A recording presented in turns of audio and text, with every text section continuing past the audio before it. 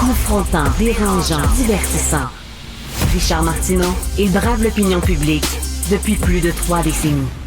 Vous connaissez, bien sûr, tout le monde connaît P.O. Zappa, Pierre-Olivier Zappa, chef d'antenne au TVA 22h, et il est porte-parole de la dictée PGL de la francophonie.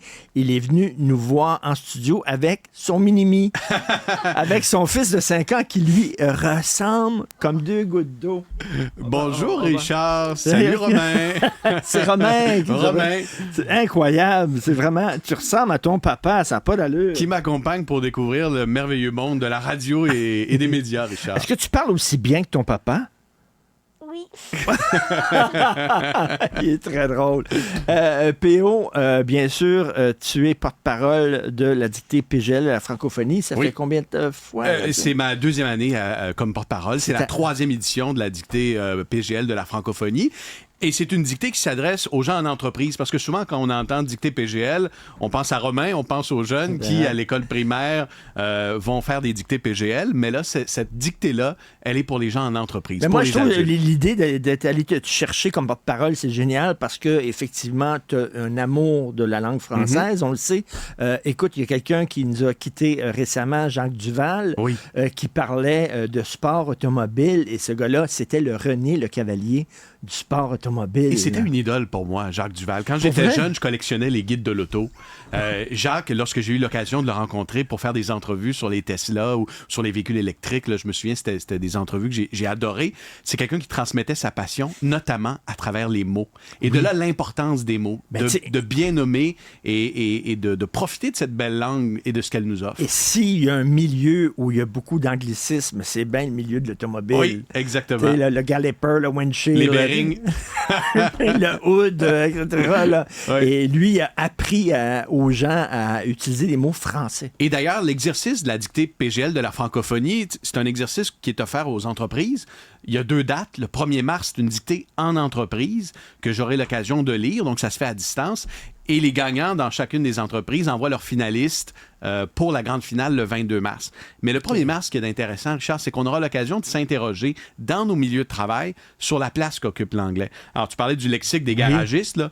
Ben, s'il y a un garage et un atelier mécanique qui s'inscrit, ce sera l'occasion peut-être de dire, bearing, est-ce qu'il y a une façon de le traduire en français? Ou encore, si on faisait la dictée dans notre milieu, on pourrait parler du lexique qu'on utilise, comme ton line-up. Dans chacun de nos milieux de travail, on utilise de façon naturelle, puis c'est pas dramatique, des termes empruntés de l'anglais, des calques, des anglicismes. Et parfois, de s'interroger en équipe là-dessus, ça peut porter fruit. Et moi, je me fais chicaner à la maison par ma conjointe Sophie, qui est très pointilleuse sur l'utilisation du français. Et j'utilise beaucoup d'anglicismes, je dois le dire. Et des fois, elle m'écoute, puis je reviens à la maison.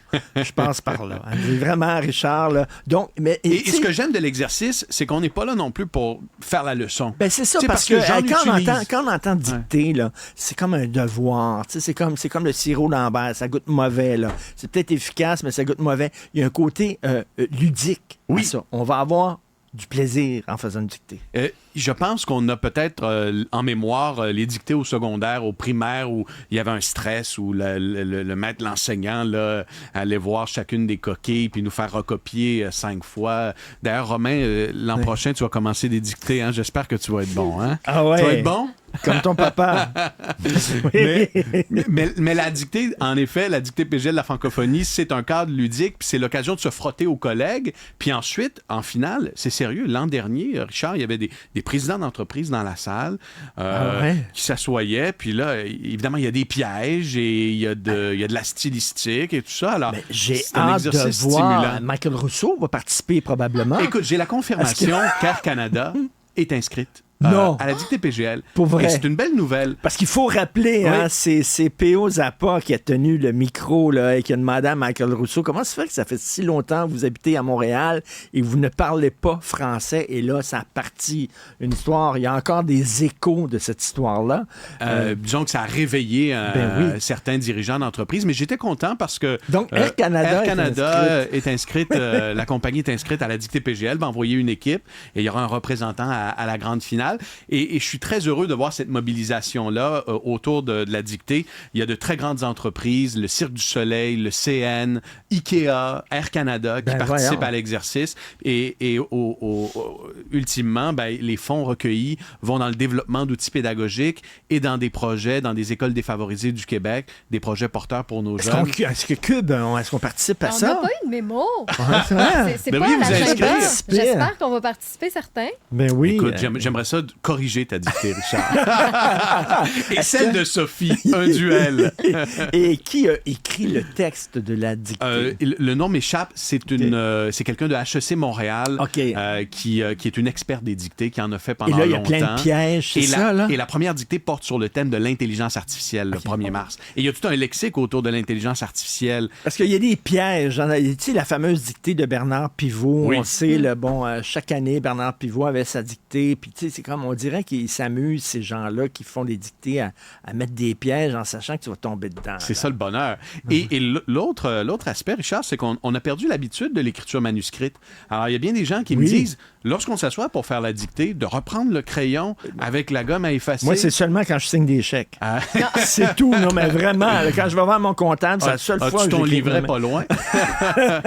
mais non, simplement ça, pour plusieurs participants, c'est un défi en soi, de saisir le crayon puis de se mettre en mode j'écris un texte de 150 mots, 200, 300 mots. Et on s'était parlé l'an dernier, puis on parlait de ton amour de la langue française. Tu voulais être journaliste sportif. Hein? Je me souviens, là, à l'époque, ça a toujours été important pour toi.